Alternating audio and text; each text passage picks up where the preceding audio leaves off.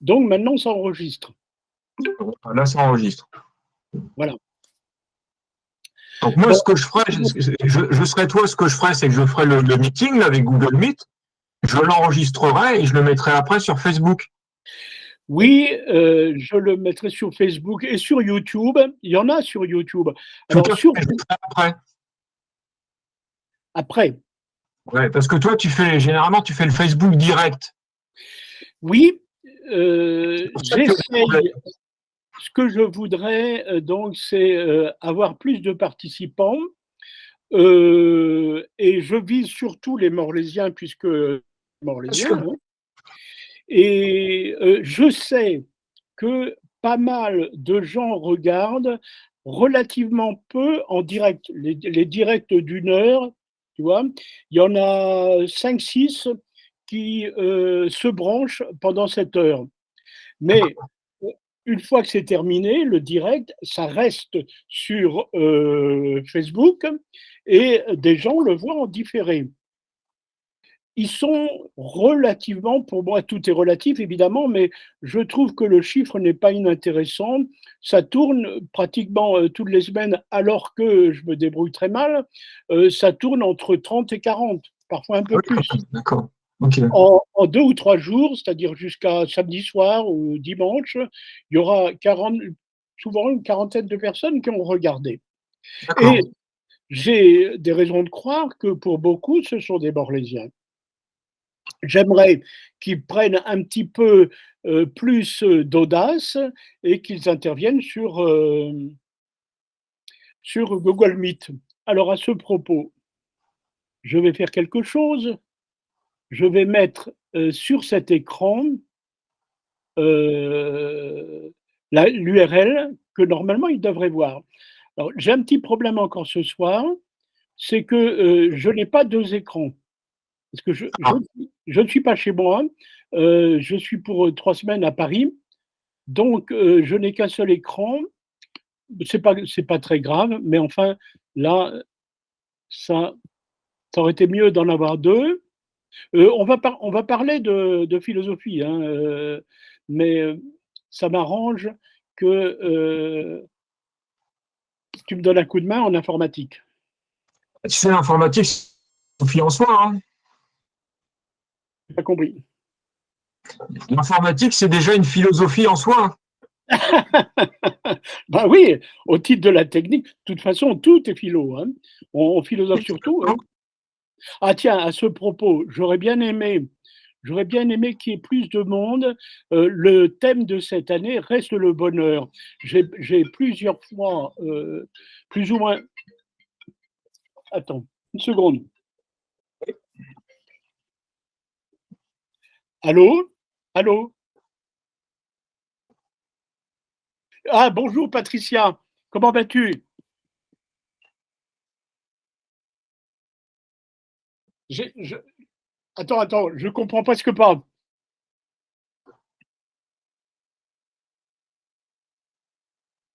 Ça ne marche pas? Bon, ça ne fait rien. On va mettre la réunion, je suis avec Olivier déjà. On va mettre la réunion sur, YouTube et je t'enverrai le lien. Tu m'entends? Je je t'enverrai le lien. Malheureusement, je te comprends très mal, hein. On hein? Je t'enverrai le lien par mail et tu verras la réunion en différé. D'accord. Tu as compris qu'on s'arrête, jusqu'au 5 janvier, hein? Voilà, mais ça ne nous empêche pas de discuter, par mail, hein? J'ai encore pas compris, je suis désolé. Oui, on s'envoie un mail. Allez, tu es arrivé en Savoie? Tu n'y es pas? Ah, tu es sur la route? Ah bah d'accord. Ah bah, c'est pour ça que ça marche mal. D'accord. Tu es loin encore? Tu es loin? Tu es loin? À combien? Bon. Bon, eh ben, écoute, à bientôt sur le mail. Bonne route et bon, une caresse au chien, hein. Voilà, au revoir. Bon, alors, nous avons, Olivier, une fidèle qui est Patricia, qui est monitrice de ski et elle est en train de rejoindre je ne sais quelle station en Savoie. Elle est sur la route, donc elle ne peut pas participer. Et je disais donc que nous étions parfois une quarantaine, mais les gens hésitent énormément à se connecter. Je ne sais pas très bien quoi faire, mais je me donne du temps pour essayer de mieux accrocher l'opinion. Je sais ce que je voulais dire quand le téléphone a sonné. Le thème de cette année, même si je fais un petit peu du zigzag entre plusieurs tentatives, le thème reste le bonheur. J'ai choisi le bonheur parce que je pense que c'est assez porteur et que ça a un rapport assez direct avec tout ce qu'on vit actuellement. L'actualité, me donne à penser et me laisse perplexe. À propos de la coupe du monde, bien sûr, comme tout le monde, je serais très content que la France l'emporte, mais la vérité, c'est que ça m'est relativement indifférent et j'ai du mal à comprendre les transports de joie que ça provoque parmi les foules. D'accord. J'aurais aimé qu'on en parle, j'aurais aimé que, si on était plus nombreux, des gens expliquent, parce on a plusieurs fois utilisé le mot du bonheur. Didier Deschamps, par exemple, nous a 36 fois, dans plusieurs interviews, dit, «C'est du bonheur, ce n'est que du bonheur» et cetera et cetera et ça a un écho. Alors est-ce que on peut trouver du bonheur dans une victoire sportive, dans une victoire à la guerre, je comprendrais à la rigueur, dans une victoire sportive, ça doit se comprendre puisque ça existe. Euh, Cela dit, il y a peut-être à ce point de vue encore une confusion entre qu'on avait vu tout à fait au début quand on parlait du texte d'Épicure. Hein. Est-ce que il y a une confusion entre le bonheur et le plaisir. C'est pas si facile que ça de faire la distinction entre bonheur et plaisir. Que ça fasse plaisir de gagner, je comprends. Que ça rende heureux, j'ai du mal à comprendre, sauf éventuellement par, si nous avions à traiter ça philosophiquement et par une dissertation, je pense qu'il faudrait, pour expliquer cet apparent bonheur, invoquer la notion de fête, la fête étant une rupture par rapport au quotidien. Et que la fête apporte du bonheur, un instant de bonheur, c'est son but. Donc, ce qui serait bien, c'est que non seulement on continue à avoir des auteurs patentés, des philosophes reconnus qui nous parlent du bonheur, c'est ce que nous avons au programme. Mais ce serait bien aussi que plusieurs personnes soient là pour nous dire ce qu'elles pensent de la question bonheur. Ouais, c'est intéressant. Est-ce que tu avais reçu mon papier là sur Nicolas Dia? Attends, excuse-moi. Un autre appel, Morlaix-Bretagne. Ah. Allô? Allô? Oui, bonsoir. Ça ne marche pas. Bon, c'est pas grave, c'est pas grave. Je vais pas rester. Je te rappelle après, hein, parce que là on est en cours et j'ai déjà eu un appel. À tout à l'heure. Et essaye encore, ça peut marcher dans 5 minutes, on ne sait jamais. Allez, au revoir. À tout de suite. Bon, excuse-moi, voilà. Donc, Je te disais, est-ce que tu avais reçu le grand bonheur là, de Nicolas Dia? oui, oui, oui, absolument, Nicolas Dien. Oui, alors j'y pense, hein. J'avais aussi évoqué, mais je ne l'ai pas lu, hein. Je suis à Paris en ce moment, depuis ce matin, et j'ai accès à toutes les bibliothèques de Paris et à Beaubourg notamment. Je vais essayer de le trouver. Et ce que je te demanderais éventuellement, on en avait parlé, c'est que tu nous fasses un exposé. Ouais, pas de souci, mais tu avais reçu le papier, tu l'as bien reçu, le document, tu l'as reçu? Ah, donc, tu l'as envoyé quand? Ah, bah, il y a 3 semaines, un mois. Bah, je suis désolé, je l'ai pas Et reçu. tu vois Non, aussi non, je l'ai pas dans- reçu, je t'aurais répondu évidemment. Ouais, mais je pense que tu l'as pas vu. Est-ce que tu pourrais me communiquer? T'as bien, Oui, oui, oui, oui. t'as mon adresse mail? Oui, j'ai ton adresse mail, ollegrand@orange.fr. Voilà, legrand.ol@orange.fr. Donc envoie-moi un mail et dessus je te répondrai, je te renverrai la pièce jointe. D'accord, d'accord, d'accord, d'accord. Parce que je Bon, pense que juste d'accord. ils ont une vision qui est assez intéressante par rapport justement à tout ce qui se passe en ce moment et notamment le foot, etc. Moi je trouve que ça, on peut mettre ça en perspective. Oui, absolument, absolument.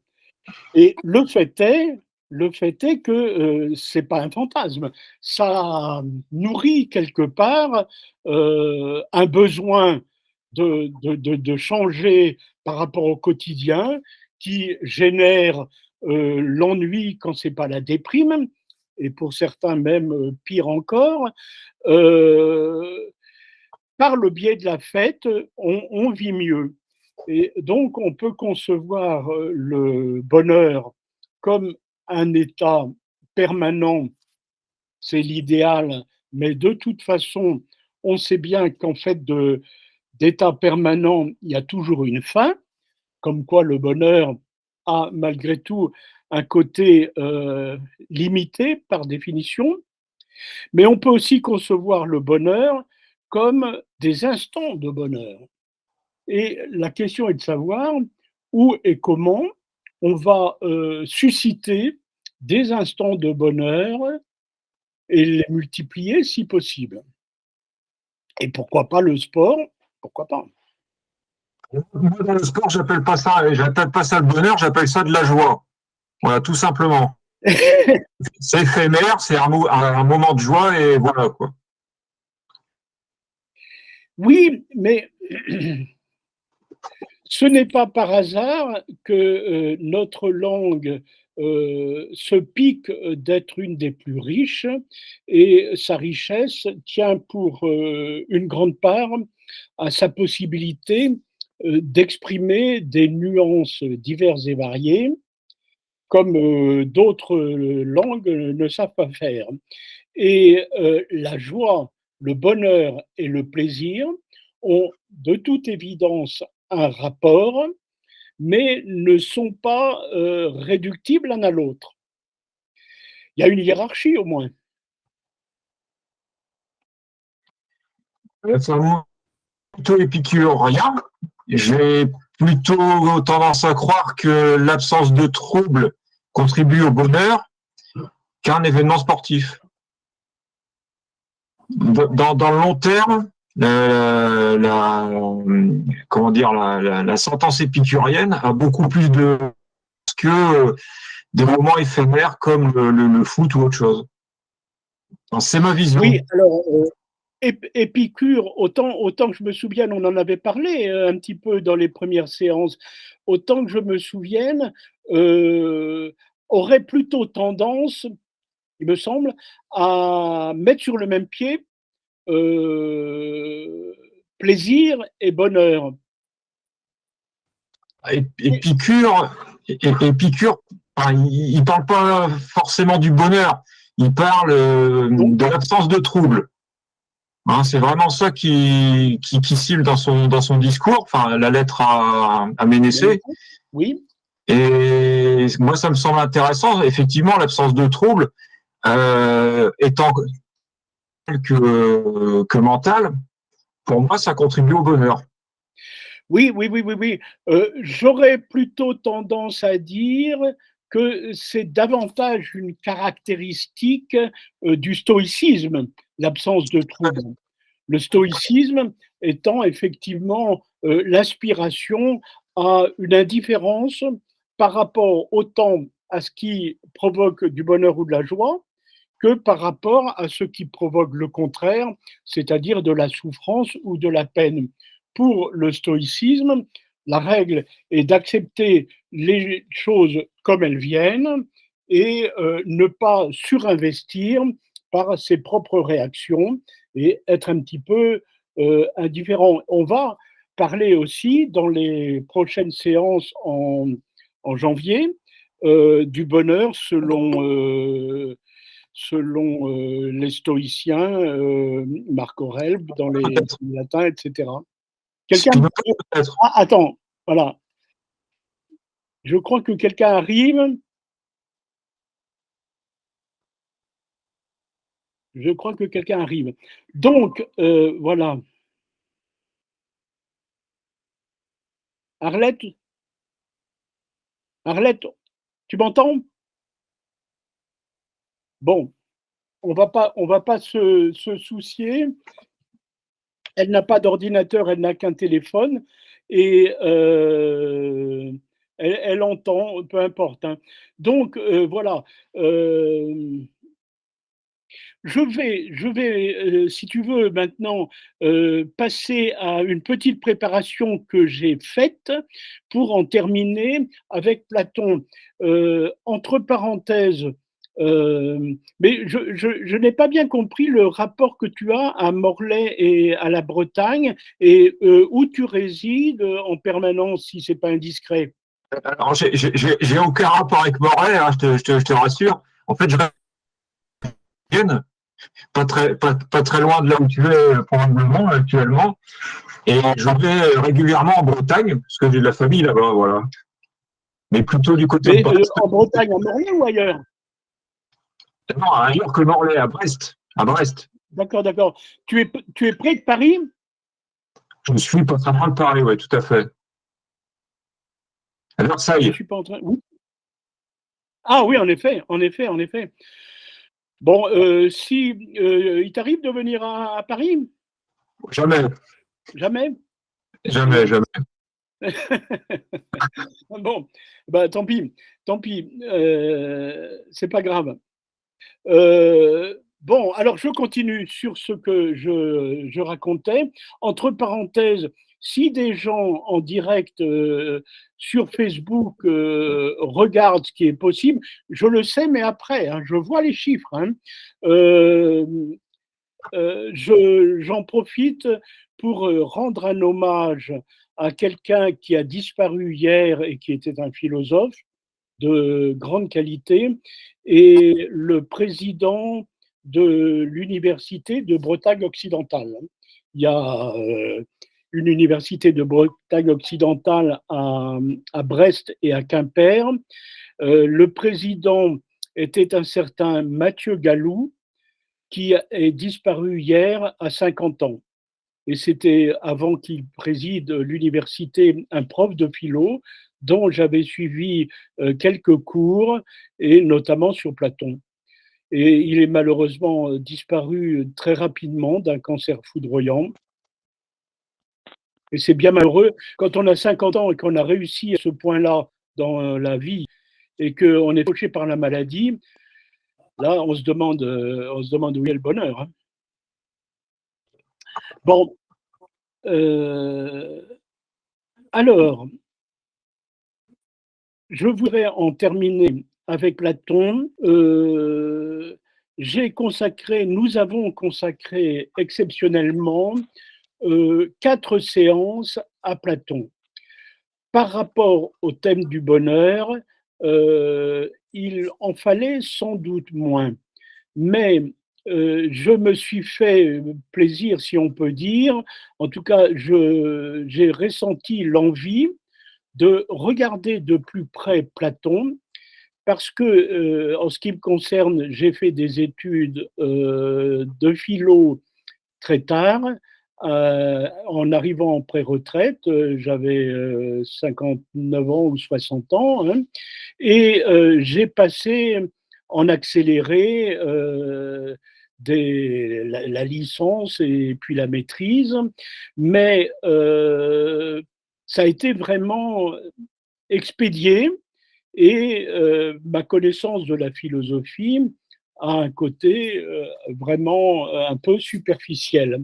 D'autant plus que Platon, il est l'objet, comme beaucoup d'autres d'ailleurs, d'une présentation que j'appelle académiquement correcte.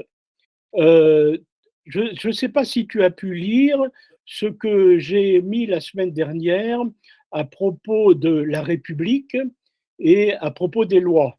Tu as pu le faire? Il y a dans la République, notamment au livre 5, des développements sur la question de la vertu, la question de l'organisation de la cité en 3 catégories de citoyens et la mise en commun des femmes et des enfants pour assurer que on recevra et on donnera à ceux qui le méritent et qui en ont besoin exactement l'éducation qu'il leur faut.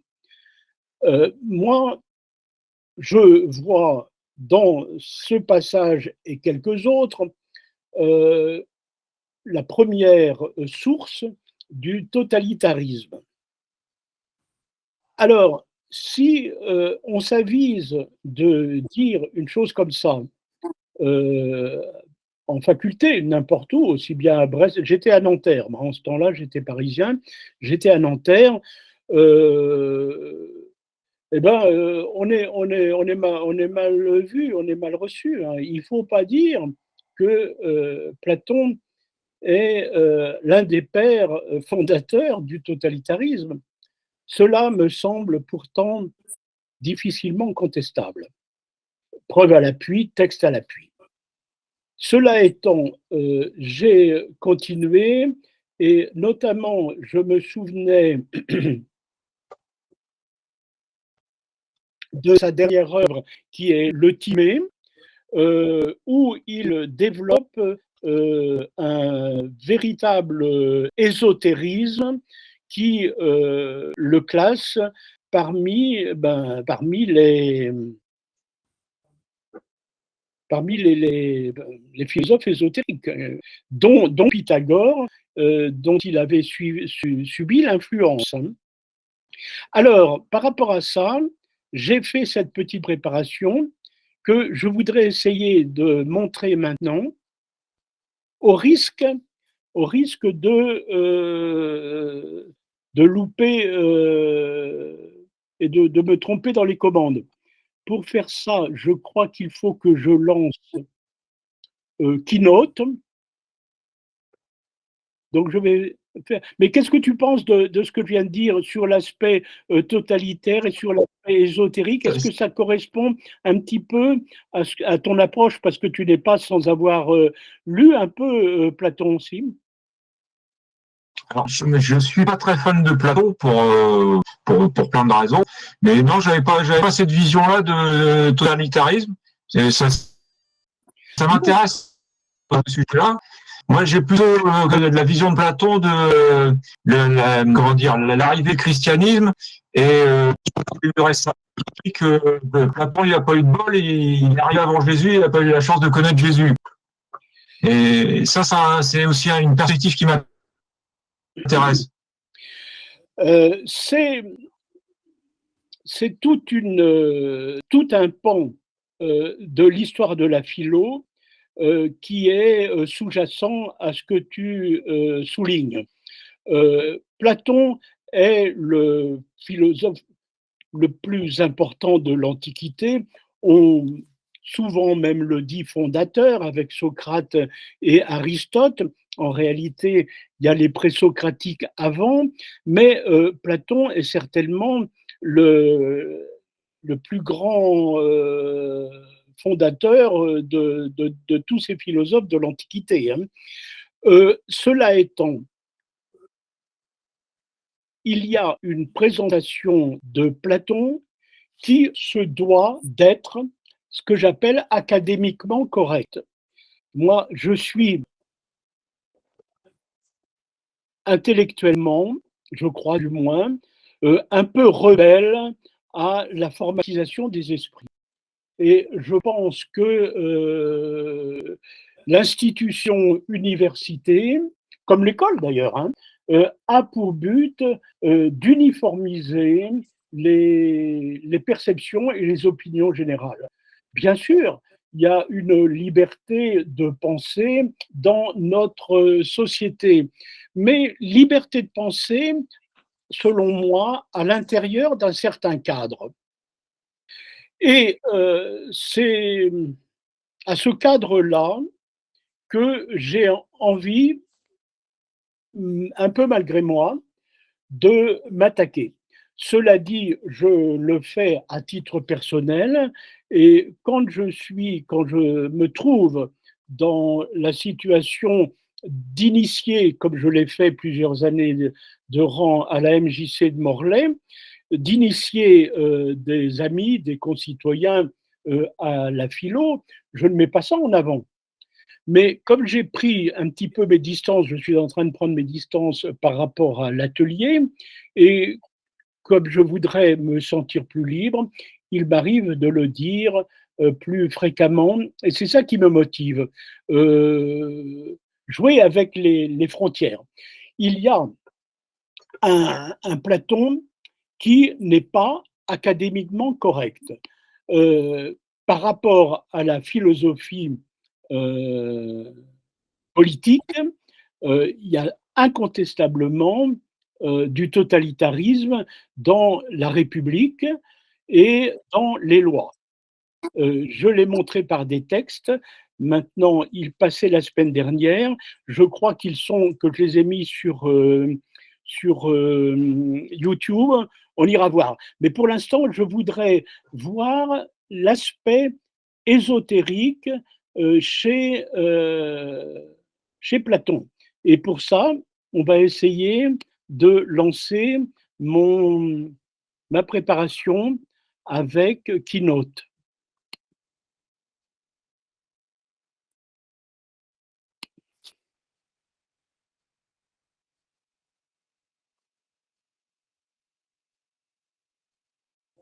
Alors, quand je n'ai pas deux écrans comme c'est le cas là, je suis un petit peu gêné parce que je ne te vois plus là. Et je ne vois plus les participants. Alors que si j'ai deux écrans, je vois. Voilà. Tu vois ce que je montre là? Je vois l'écran. C'est parfait. Tu vois l'écran? Tu vois bien? Oui, très bien, très bien. Alors, si nous étions plusieurs, c'est différent quand on n'est que deux, c'est moins évident. Mais si nous étions plusieurs, je dirais exactement ceci. Tout ce que je viens de dire sur l'aspect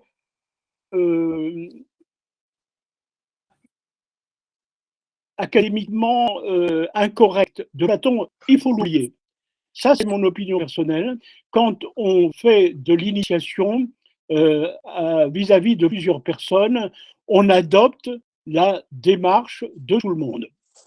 Et c'est ce qu'il faut faire. Et c'est ce que je vais refaire dans les semaines qui viennent. Cela étant, dans cette perspective de développer et d'initier à la pensée générale de Platon, non plus seulement le bonheur, je dirais aux gens qui voudraient m'écouter qu'il y a essentiellement, je le dis par exemple à Arlette qu'on ne voit pas mais qui doit, je pense… J'entends. Tu entends? D'accord, ben n'hésite pas à m'arrêter, hein. S'il y a quelques petites choses à retenir de Platon, c'est d'abord ceci. premièrement, l'allégorie de la caverne. Je vais dire après pourquoi presque tout Platon, l'essentiel de Platon est contenu dans cette allégorie. Deuxièmement, il y a quasiment un slogan qu'il faut connaître de Platon, c'est celui-ci: le corps est le tombeau de l'âme. Alors ça n'a l'air de rien, mais pratiquement l'essentiel, si on peut dire, si on peut parler essentiel dans la philosophie de Platon, la philosophie de Platon est extrêmement complexe. Je pourrais dire pourquoi c'est complexe, mais si on veut la résumer, eh bien, cette idée est essentielle: le corps est le tombeau de l'âme. C'est-à-dire qu'il a une conception de l'âme qui appartient à une sphère extrêmement élevée. Et Olivier parlait tout à l'heure du rapport avec le christianisme. Il faudrait aussi parler de son rapport à la divinité et ses tendances très prononcées au monothéisme et aussi au gnosticisme, c'est-à-dire à ce courant de pensée contemporain du christianisme qui estime avoir une certaine connaissance d'un monde supérieur et inaccessible à notre intelligence ordinaire. Et c'est ça qui caractérise en particulier Platon. Il a une idée d'un autre monde, ce qu'on appellera plus tard la transcendance, qui va au-delà de nos perceptions ordinaires. Et par rapport à cette croyance, il estime que l'incarnation que nous sommes est une chute, c'est-à-dire qu'on retrouve dans cette phrase de Platon, qui est explicitée dans Gorgias et dans le Cratyle, deux de ces dialogues, eh bien, il y a l'expression que la condition humaine résulte d'une chute. On est tombé de la sphère de l'esprit dans une sphère matérielle, et la matérialisation de cet état, c'est notre corps, et notre corps tient l'âme prisonnière. L'âme est prisonnière du corps. Donc il y a beaucoup de choses à dire encore là-dessus. Pour en revenir à la caverne, je vais y revenir un peu plus tard. Je voudrais simplement dire que dans ce qui est à retenir, c'est l'aspect ésotérique de Platon. Alors, on trouvera ça, Olivier, plus tard, dans les 2 ou 3 jours à venir, hein, mieux mis en forme, j'espère, sur YouTube. Mais il y a à connaître la différence qui existe entre l'enseignement ésotérique et l'enseignement exotérique et ésotérique. C'était le cas de Pythagore, c'est le cas de Platon et c'est le cas d'Aristote, mais on n'en sait pas grand-chose, et pour cause. Ces 3 philosophes avaient, c'est mieux connu pour Pythagore, hein, pour Platon et Aristote, on n'a pas beaucoup de preuves, mais on est fondé à croire qu'il avait 2 types d'enseignements, l'un public, ouvert à tous, et c'était l'exotérisme, c'est-à-dire l'enseignement de l'extérieur, et un autre enseignement réservé à des initiés, c'était l'enseignement ésotérique. Bon, arrêtez-moi si vous voulez, hein. Ça va? Ça m'intéresse beaucoup. J'ai bien compris. Ça m'intéresse beaucoup, là, le sujet. Ah oui, alors tu liras, hein, tu liras. Je voudrais pas insister là-dessus trop, parce qu'il y a d'autres choses à dire, hein, mais toute cette page-là, il faudra que tu la lises bien. Hein. Et il y avait un autre terme d'ailleurs, un peu savant, c'était l'enseignement acousmatique et l'enseignement achromatique. Ça veut dire la même chose. Hein. Acousmatique, c'est que tout le monde pouvait entendre, et achromatique, c'était réservé à quelques-uns. Mais si l'on, je reviens à ce que je disais tout à l'heure, si l'on veut faire du Platon selon nos perspectives académiques et institutionnelles, si on veut faire des dissertations ou faire une maîtrise ou faire une thèse sur Platon, ce n'est pas un aspect à développer parce que l'institution, et notamment le rapport d'ailleurs avec le christianisme, il y a pas mal de choses à dire là-dessus, nous a incité à ne voir que certains aspects et en gommer d'autres chez Platon. Le côté totalitaire est gommé, le côté ésotérique est gommé. Je vais vous montrer quelque chose tout à l'heure et ça va intéresser Arlette parce que Arlette s'intéresse aux anges et nous allons parler dans un instant du démon, daimon en grec, de Socrate. Tu connais ça, Olivier, le démon de Socrate? Ouais, tu m'apprends quelque chose. Eh ben on va aller plus loin.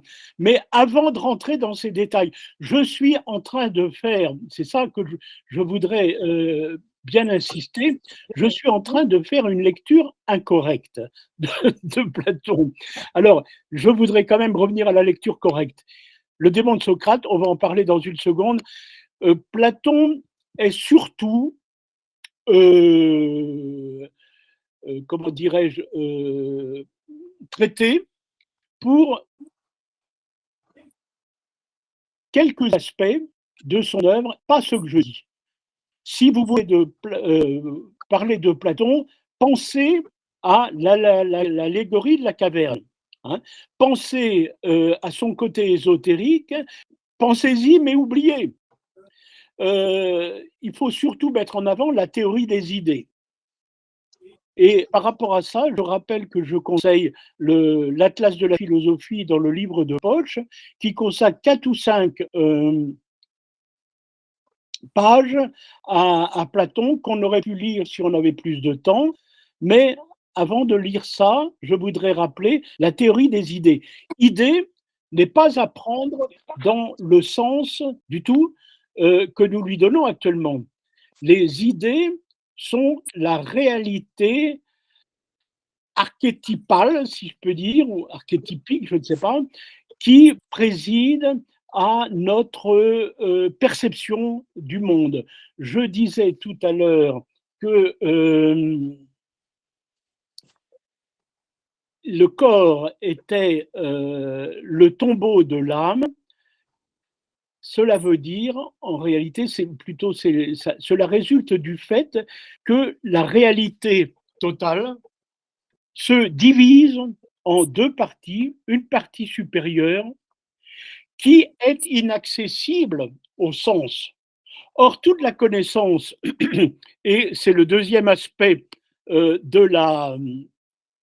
Platon, la connaissance, toute la connaissance que nous avons transite par nos sens. Eh bien, cette connaissance qui transite par les sens, elle est pratiquement illusoire, elle n'est pas totalement fausse, mais elle est illusoire, elle nous cache l'essentiel. L'essentiel étant les idées qui président aux objets, aux choses que l'on voit. Par exemple, si on voit un cheval ou un poisson ou une fourmi ou une abeille, je ne sais pas, ce sont des copies d'une réalité plus globale qui est l'animal. L'animal existe dans le monde intelligible. Il y a deux niveaux de réalité. Le monde intelligible, là c'est pareil, et le monde sensible, intelligible, il ne faut pas le prendre au sens qui est le nôtre, pas plus qu'idée. Le monde intelligible, c'est le monde qui est accessible par l'intelligence, si on veut, mais en grec, il dira le nous, c'est-à-dire accessible par l'esprit. C'est par l'esprit que nous avons accès à la réalité des choses. Et les sens nous trompent, nous devons nous détacher des objets et des formes que nous percevons. Elles ne sont qu'une copie d'une réalité qui est inaccessible. Vous voyez le dessin qui est en dessous, hein. Vous voyez le soleil, un homme et un arbre. La réalité, c'est pas l'homme, ce n'est pas l'arbre. La réalité, c'est le soleil qui se confond avec le bien. Je vais en revenir maintenant à la caverne. La caverne, ce dessin, je ne sais pas de qui il est, on trouve ça dans Wikipédia, hein. C'est une illustration que j'emprunte à Wikipédia. Ce dessin se lit de la gauche vers la droite. À gauche, vous avez des hommes assis par terre et enchaînés. Ça se voit qu'ils sont enchaînés, hein. Ils regardent sur un mur des ombres qui sont projetées par ce que vous voyez au milieu de l'illustration, c'est-à-dire des marionnettes et des marionnettistes. Mais ils ne le savent pas, les hommes. Les hommes étant enchaînés, ils n'ont pas la possibilité de se retourner et ils n'ont, pour tout potage, si j'ose dire, pour se nourrir et nourrir leur esprit, que les ombres de ces objets qui sont projetés grâce à un feu qui projette sa lumière et produit des ombres. Mais ces objets, comprenez bien, ne sont pas non plus la réalité. Vous le voyez bien. Ils sont fabriqués et montrés par des marionnettistes. Alors c'est quoi la réalité? Eh bien la voilà, elle est tout à fait à droite. Et ce monsieur que vous voyez en bas est un des hommes qui a réussi à se libérer. Il s'est défait de ses chaînes, il a fait le tour derrière le mur, il s'est rendu compte qu'on lui projetait des illusions et il a continué. C'est en réalité une ascension et la notion d'ascension n'apparaît pas. Alors il y a un texte là-dessus, hein, dans la République et dans la vidéo que j'ai faite, que vous voyez là. Il y a une ascension qu'on ne perçoit pas ici. Cet homme va monter, monter, monter. Et ici, à gauche, on est dans l'obscurité. Mais plus il avance vers la sortie, plus il y a de lumière. Et ce qui est dit dans le texte, c'est qu'il en souffre. Ça lui fait mal. Ses yeux ne sont pas habitués à la lumière. Et il lui faut beaucoup d'efforts et de souffrance pour qu'il s'habitue à la lumière. Mais il finit par s'y habituer et il sort enfin.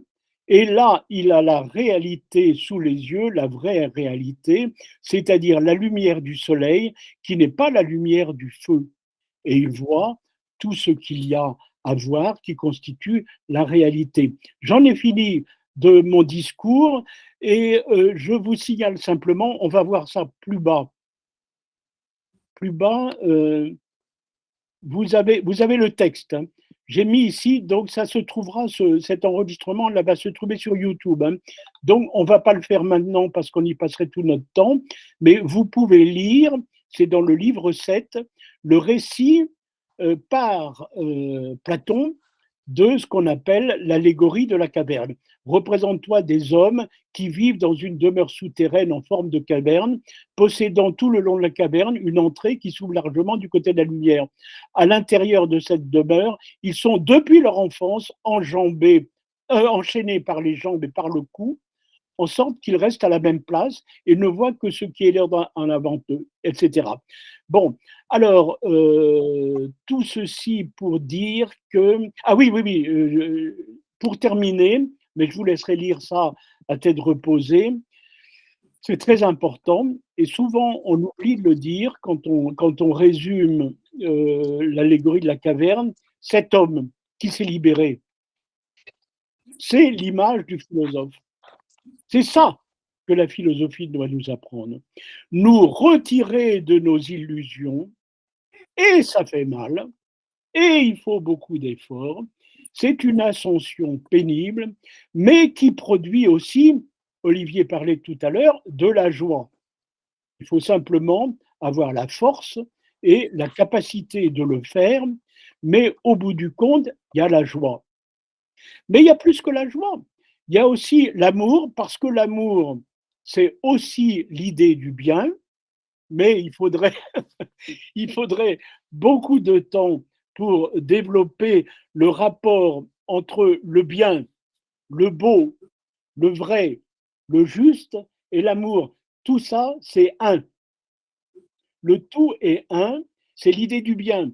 Autrement dit, je parlais tout à l'heure de la théorie des idées, non? La théorie des idées. Les idées sont hiérarchisées. L'idée d'animal, elle est pas en haut de la hiérarchie, vous vous en doutez bien. Il y a des objets inanimés aussi, hein, le lit, la table, la chaise, c'est la même chose. La chaise que l'on voit n'existe que parce qu'elle est un reflet de l'idée de chaise, hein. Donc, dans le domaine de l'intelligible, au sens que je vous l'ai dit, il y a une hiérarchie, et au sommet de la hiérarchie, on le voit d'ailleurs dans le dessin du bas, au sommet de la hiérarchie, il y a le bien. Mais le bien a d'autres noms, c'est le beau, le juste, le vrai, je viens de vous le dire. Alors, revenons à cette allégorie de la caverne et comprenons que ce monsieur qui est le philosophe, eh bien, quand il a réalisé qu'autrefois, du côté gauche, il se trompait, il veut retourner d'où il vient. Il veut retourner parmi les hommes qui sont ses semblables. Et il veut leur expliquer que ce qu'il voit, c'est pas la réalité. Que la réalité suppose qu'on se libère de ces chaînes, qu'on fasse le chemin et qu'on voit l'extérieur et le soleil. Voilà pourquoi je disais tout à l'heure que si chose à retenir, mais il y en a d'autres, hein, il y a quand même beaucoup d'autres choses à retenir de Platon, c'est l'allégorie de la caverne.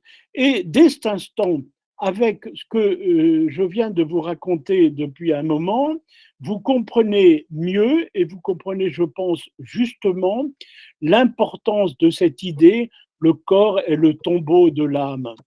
Dans l'état où nous sommes dans un état d'erreur. Et il faut pour ça, eh bien, s'en sortir, et on s'en sort, entre parenthèses, aussi, évidemment, par la mort. Et le sens de la vie, c'est la libération de l'âme qui doit retourner d'où elle vient. Et il faut savoir, Olivier, tu me disais que tu es intéressé par l'aspect ésotérique de Platon, eh bien, il faut savoir, évidemment, qu'il croit dur comme fer à la réincarnation. Ça s'appelle la réminiscence, mais ce n'est pas autre chose que la réincarnation. Il part de l'idée que l'âme transite dans différentes incarnations humaines et revient toujours, idée qu'on retrouve dans le bouddhisme, évidemment. Je me tais un petit peu pour vous écouter. Et je parle pas trop? Non, je prends des notes en même temps parce que c'est très intéressant. Je te remercie. Donc, ce texte, et il y a d'autres éléments, hein, tu vas le retrouver sur YouTube très, très prochainement. Et Arlette, tu as entendu? Oui, oui, oui, oui, oui, oui. Mais pour moi, là, c'est un peu petit sur mon smartphone, alors j'ai du mal à voir. Je m'en doute. Mais je connais l'allégorie de la caverne, photo. Je sais. Alors, Voilà.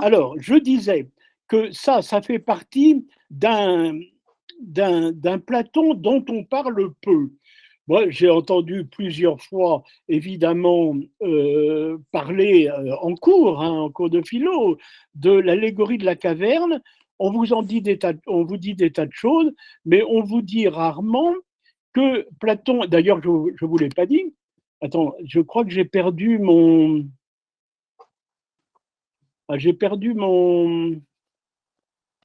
keynote. Bon, tant pis, si je ne le retrouve pas. Ah, ça, il faut que je le retrouve. Parce que c'est loin d'être terminé. Keynote, où es-tu? Voilà.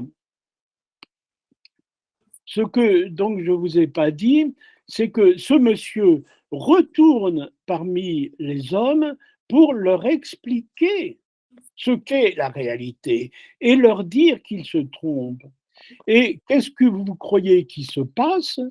Eh bien, les hommes ne vont pas l'écouter et vont vouloir le tuer. Hein. Voilà, ça se termine ici. Je reviens tout à fait en bas. Il y a 18 images. Hein. Celui qui entreprendrait de les délier, ça c'est Platon qui parle, hein, de leur faire gravir la pente. Ne crois-tu pas que s'ils pouvaient de quelque manière le tenir en leurs mains et le mettre à mort, ils le mettraient à mort? Et l'interlocuteur répond évidemment, c'est une référence à l'histoire de Socrate. Vous savez que Platon est le disciple de Socrate et qu'il en parle énormément. Bon, donc, ah oui, alors un autre aspect de l'ésotérisme chez Platon. Donc, Socrate est son porte-parole.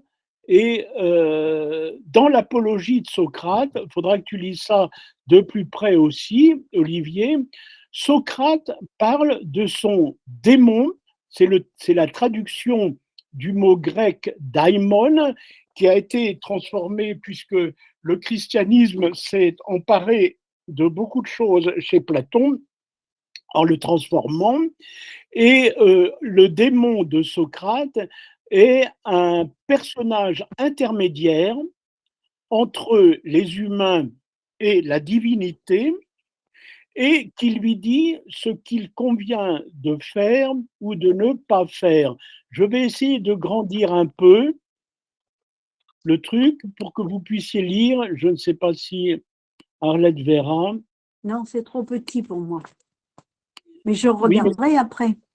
Oui. Je lirai si après. je grandis, là, est-ce que ça va un peu mieux? Bon. Alors. Un peu là. Bon, je vais le lire. Hein.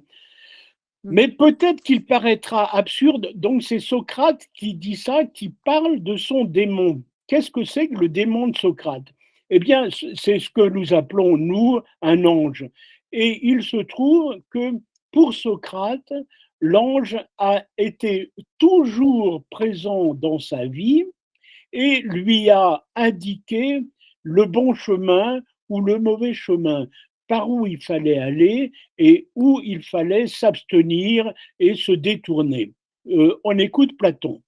Mais peut-être qu'il paraîtra absurde que je me sois mêlé de donner à chacun de vous des avis en particulier et que je n'ai jamais eu le courage de me trouver dans vos assemblées pour donner mes conseils à la patrie. Ce qui m'en a empêché, Athéniens, pourquoi je ne l'ai pas fait?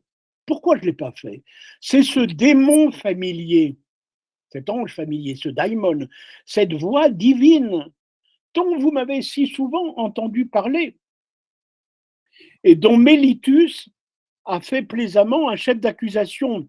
Mélitus, c'est celui qui le met en procès, hein, où il perdra la vie, Socrate. Ce démon, cet ange, s'est attaché à moi dès mon enfance. C'est une voix qui ne se fait entendre que lorsqu'elle veut me détourner de ce que j'ai résolu. Car elle ne m'exhorte jamais à rien entreprendre. Elle ne me dit jamais ce qu'il faut faire. Elle me dit ce qu'il ne faut pas faire.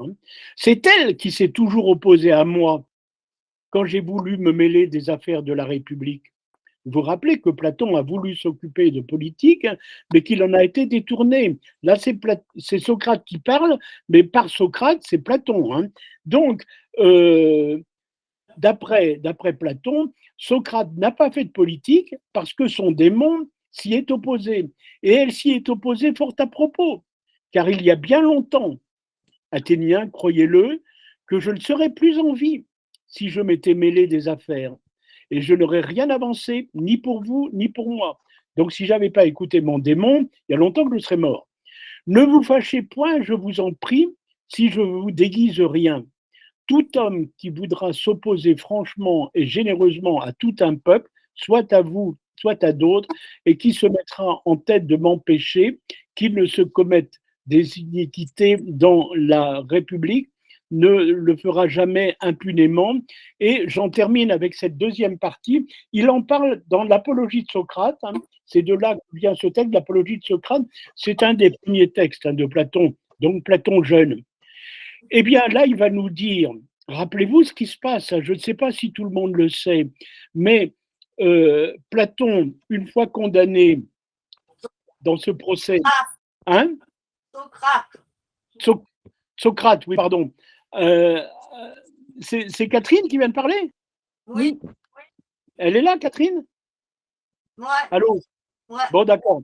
Alors, oui, Socrate, je le rappelle, lors de son procès, est condamné à boire la ciguë. Il a évidemment des disciples, et on oublie de le dire souvent, mais c'est comme ça que ça se passe. Ses disciples s'arrangent pour le libérer et le faire partir, le sauver, autrement dit. Et c'est Socrate qui refuse, parce que Socrate estime que le respect des lois est justement une loi morale au-dessus de tout, et que même lorsque la loi est injuste, il faut respecter la loi. Il faut peut-être la changer, mais avant de la changer, on la respecte. Il a été condamné légalement, même si c'est pas légitime et si c'est immoral, il a été condamné légalement, donc il doit subir sa peine et il refuse de se sauver. Eh bien, ce qu'il dit dans le passage que vous allez lire, c'est que s'il fait ça, c'est parce qu'il n'a pas entendu son démon lui dire qu'il fallait partir. Si le démon lui a rien dit, eh bien, il ne fait rien, il reste. Alors je lis, oui, mais juge, il m'est arrivé aujourd'hui une chose bien merveilleuse. La voix divine de mon démon familier qui m'avertissait si souvent et qui, dans les occasions les moindres, ne manquait jamais de me détourner de tout ce que j'allais entreprendre de mal, aujourd'hui qu'il m'arrive ce que vous voyez, c'est-à-dire la condamnation, et ce que la plupart des hommes prennent pour le plus grand de tous les maux, c'est-à-dire la mort, cette voix, la voix du démon, ne m'a rien fait l'entendre, ni ce matin quand je suis sorti de ma maison, ni lorsque je suis venu devant ce tribunal, ni lorsque j'ai commencé à parler. Cependant, il m'est arrivé très souvent qu'il m'a interrompu au milieu de mes discours. Le démon l'empêchait de parler s'il disait quelque chose de travers. Et aujourd'hui, elle ne s'est opposée à quoi que ce soit que j'ai pu dire ou faire. Qu'est-ce que ça peut signifier? Je vais vous le dire. C'est qu'il n'y a de l'apparence que ce qui m'arrive est un grand bien. Ma condamnation, c'est un bien. Et nous nous trompons tous sans doute si nous pensons que la mort soit un mal. Une preuve bien évidente, c'est que si je n'avais pas dû accomplir aujourd'hui quelque bien, le Dieu n'aurait pas manqué de m'en avertir à son ordinaire. C'est donc dans l'Apologie de Socrate, on va bientôt s'arrêter, et notez au passage qu'il parle de Dieu au singulier. Il y a un aspect monothéiste aussi chez Platon. Il est évidemment un homme de son temps et il connaît Jupiter, etc., etc. Mais Jupiter n'est pas le dieu principal, c'est un démiurge. Le dieu principal, eh bien, il est dans le monde des idées et le dieu, c'est finalement l'idée du bien. Bon, donc, je vais vous écouter pour conclure, je vais vous laisser conclure. Je vous rappellerai simplement, pour Socrate, pour résumer, l'allégorie de la caverne, premièrement. Deuxièmement, le corps est le tombeau de l'âme, c'est essentiel. Troisièmement, l'aspect ésotérique, le démon de Socrate, c'est important, c'est essentiel. La théorie des idées, regardez le, comment dirais-je, bouquin du livre de poche, la slate de la philo. Qu'est-ce qu'il y a? Ah oui, ah oui. Alors oui, bon, comme Olivier est informaticien, ça l'intéressera aussi de savoir que Platon fait beaucoup d'équations. Bon, peu importe. Donc, il y a une théorie de la connaissance. Là encore, ce que vous voyez, c'est la caverne, hein. Là, il est tout en bas et on voit bien qu'il monte, hein. Il y a ce dessin-là, c'est assez intéressant. Donc, c'est une théorie des idées, c'est une théorie de la connaissance, c'est une théorie de l'état. La semaine dernière et la semaine précédente, en parlant du bonheur, j'ai essayé de montrer qu'il a de l'état une idée totalitaire. Oui, mais, c'est pour assurer le bonheur de tous. L'état totalitaire, je le rappelle, c'est un état où tout le monde est heureux parce que chacun est à sa place. Mais l'homme est ainsi fait que il a des tendances opposées, des tendances au bien et des tendances au mal. L'éducation qui émane de l'État a pour fonction de diminuer les forces intérieures du mal chez l'individu pour développer les forces du bien, mais ceci au service donc d'un État qui voudrait que tout le monde soit heureux parce que chacun est à sa place. Et c'est là où il y a totalitarisme. Et il y a aussi, alors là c'est très important, Olivier, ça devrait te passionner, il y a toute une anthropologie, une conception de l'homme et une conception du cosmos que l'on trouve essentiellement dans son dernier ouvrage qui s'appelle Le Timée, qui est alors là totalement ésotérique, et notamment il défend l'idée de l'Atlantide et de choses comme ça. Bon, voilà, j'en ai quasiment terminé et je voudrais vous retrouver pour vous laisser conclure. Ben moi, je dirais que la séance très instructive et réussie hein, dans l'ensemble, puisque ça a fortement bien marché. Et outre les rappels que tu as faits qui étaient nécessaires, hein, l'allégorie de la caverne, le monde des idées, le monde intelligible, etc., sensible, c'est bien de le rappeler. Et j'aime bien ce côté aussi un petit peu en dehors du cadre, comme tu me suggérais au départ, avec les aspects que tu as soulignés, c'est très intéressant, j'aime bien. Donc à continuer pour les prochaines séances. Merci. Je te remercie, c'est bien résumé. Bon, mon côté personnel, j'essaye de ne pas le mettre en avant, c'est pas le but, hein. J'ai fait une exception pour Platon, de même que les quatre comment dirais-je, séances que j'ai consacrées à Platon, il faut aller plus vite, hein. Donc j'irai plus vite désormais et on va continuer. Non, c'est pas tellement. Moi, je trouve que c'est bien de prendre son temps comme ça et de savoir et d'attendre de redire les choses de temps en temps. Pour moi, c'est pas trop vite. C'était bien, franchement, le rythme est très bon. Hein. Je suis d'accord avec Arlette, hein. Le rythme est très bon. Hein. C'est bien de rappeler, de rappeler, de rappeler. Hein. Faut que ça rentre. Oui, parce que d'abord, il y a beaucoup de choses qu'on ne sait pas ou qu'on sait et qu'on a oubliées. Donc, de revenir un peu de temps en temps, ça fait beaucoup de bien. Enfin, moi, c'est mon avis. C'est une très, très belle Eh ben, séance. c'est vous, oui, c'est vous qui me faites beaucoup de bien. Je vous remercie. Donc, on refera un direct le 5 janvier, pas avant. Par contre, si vous lisez régulièrement mon Facebook, je vais faire une série de petits enregistrements comme ça pour faire le point sur cet atelier de la MJC de Morlaix, dont j'aimerais bien qu'il continue après que j'arrête de m'en occuper, parce que je vais arrêter, et je pense que quelqu'un devrait prendre la suite, et je parlerai de ça entre la 11e heure, c'était aujourd'hui la 11e heure, la 11e séance, c'est-à-dire, hein, et la 12e qui aura lieu le 5 janvier. Et donc, je pense à Nicolas Dien, Olivier, et j'attends que tu me renvoies ton exposé. Cette fois-ci, je ne manquerai pas, j'accuserai réception et je le lirai. Et donc, tu nous prépares pour le mois de janvier un exposé. Ok, très bien, c'est prêt, c'est prêt. Voilà. Eh bien, merci beaucoup. Ah, c'est moi, c'est moi. Et joyeuse fête, hein, déjà. Oui, oui, Ouais, c'était ouais, très bien. C'est très bien. Ça nous remet en mémoire des choses qui sont très importantes quand même Absolument, à se rappeler. absolument, absolument, absolument. Allez, à bientôt. Merci beaucoup. Bonne soirée, à bientôt. Bonne soirée à tout le monde. Ouais, Au revoir. Au revoir. Au revoir.